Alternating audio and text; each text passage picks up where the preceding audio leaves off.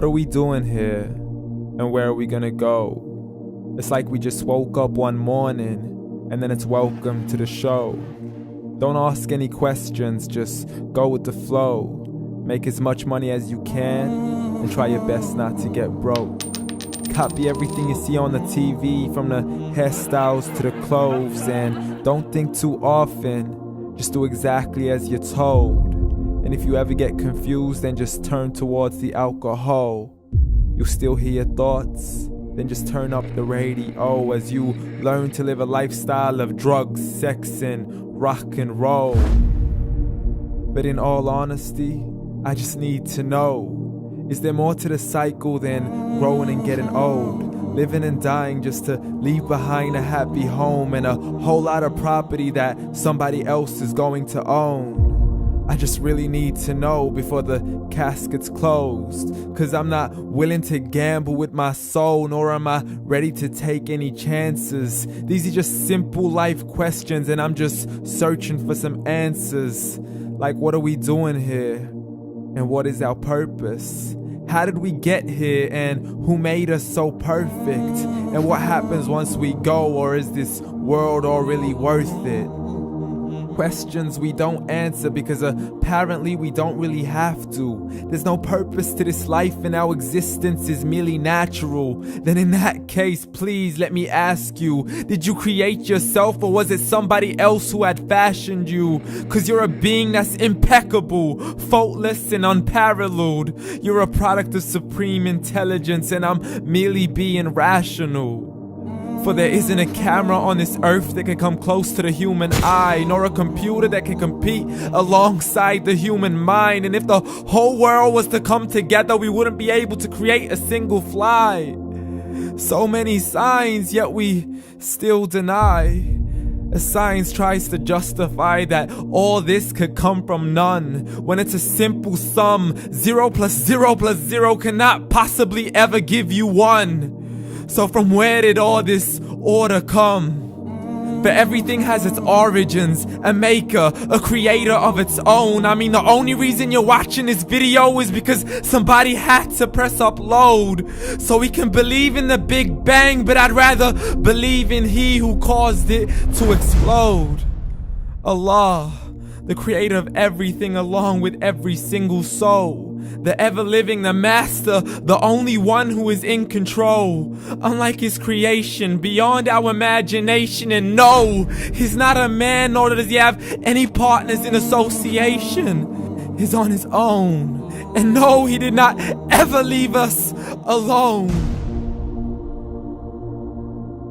Just like every manufacturer, he left us with an instruction manual. The Quran and Islam, and I'm sorry to jump to conclusions, but it's the only one possible.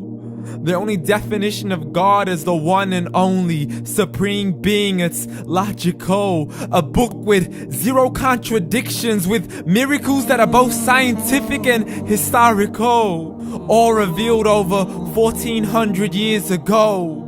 Like the detailed description of the human embryo. The descriptions of the human embryo in the Quran cannot be based on scientific knowledge in the 7th century. To the mountains as pegs holding firm the earth below, and the 2 seas that don't mix in a complete separate flow. To the planets in orbit, alternating night and day as they stay in flow. The expansion of the universe and the creation of everything from H2O.